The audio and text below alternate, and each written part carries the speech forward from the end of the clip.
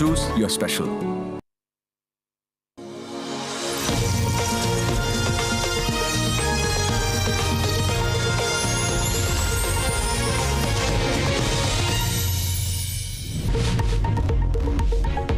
Karichal Chundan ജലരാജൻ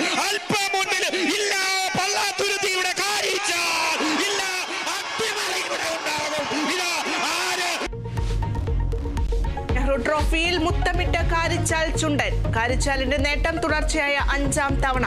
5 micro second വ്യത്യാസത്തിൽ വിയ്യപുരത്തെ പിന്തള്ളി. സഖാവ് പുഷ്പൻ അന്തരിച്ചു. വിടവാങ്ങിയത് കൂത്തുപറമ്പ് വെടിവയ്പിൽ ജീവിക്കുന്ന രക്തസാക്ഷി. സമരനായകന്റെ അന്ത്യം. കോഴിക്കോട് സ്വകാര്യ ആശുപത്രിയിൽ 3 പതിറ്റാണ്ട് നീണ്ട സഹനത്തിന് അന്ത്യം. കണ്ണൂർ ചൊക്ലിയിലേക്ക് നാളെ രാവിലെ വിലാപയാത്ര.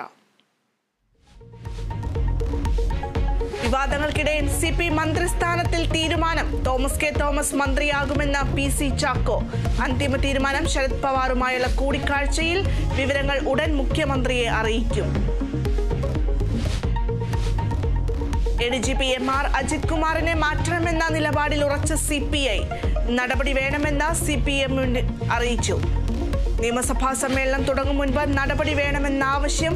RSS ബന്ധമുള്ള ഉദ്യോഗസ്ഥൻ LDF സർക്കാരിൽ ADGP ആകാൻ പാടില്ലെന്ന് ബിനോയ് വിശ്വം. RSS നേതാക്കന്മാരെ കാണുന്ന ഒരു ADGP തീർച്ചയായിട്ടും LDF നയിക്കുന്ന LDF ഭരിക്കുന്ന കേരളത്തിലെ ക്രമസമാധാന ചുമതലയുള്ള ADGP ആയിരിക്കാൻ അർഹനല്ല. CPIM മലപ്പുറം ജില്ലാ സെക്രട്ടറിക്കെതിരെ PV അൻവർ. EN മോഹൻദാസ് RSSകാരനെന്ന ആരോപണം.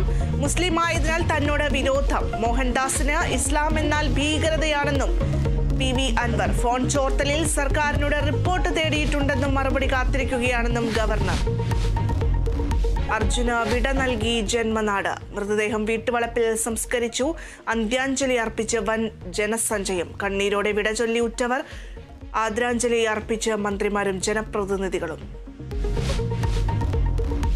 പശ്ചിമേഷ്യയിൽ ഭീകരവാദികൾക്ക് വൻ തിരിച്ചടി. ഹിസ്ബുള്ള തലവൻ ഹസൻ നസ്രുള്ളയെ വധിച്ച് ഇസ്രായേൽ.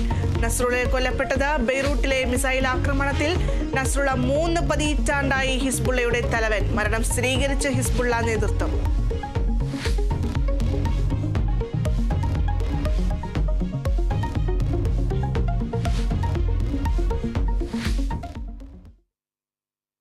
കൂത്തുപറമ്പ് വെടിവയ്പിലെ ജീവിക്കുന്ന രക്തസാക്ഷിയായിരുന്ന സഖാവ് പുഷ്പൻ അന്തരിച്ചു.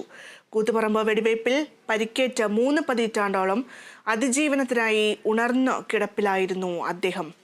എന്തായാലും അദ്ദേഹത്തിന്റെ ഭൗതികദേഹം